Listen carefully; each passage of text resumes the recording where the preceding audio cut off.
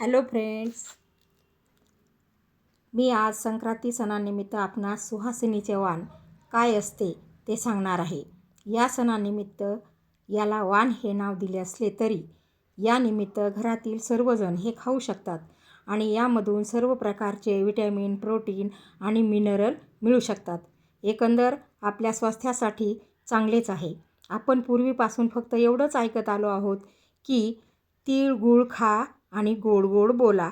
मी म्हणेन की याचा मागचा उद्देश शास्त्रीय दृष्टिकोनातून फार उपयोगी आहे. आपल्या आरोग्यासाठी किंवा स्वास्थ्यासाठी म्हणा. तर मला असं म्हणावंसं वाटतं की या निमित्तानं एक प्रकारची विटॅमिन, प्रोटीनची आणि मिनरलची देवाणघेवाणच होते. तर जीवनसत्व, प्रोटीन, मिनरल तिळगुळ घ्या आणि आपले आरोग्य सांभाळा हे असं म्हणणं वावगं ठरणार नाही.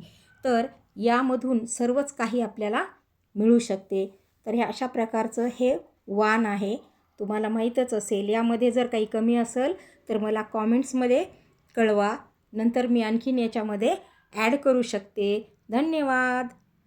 आणि सबस्क्राईब केलं नसेल तर सबस्क्राईब करा, लाईक करा आणि पुढे शेअर करा.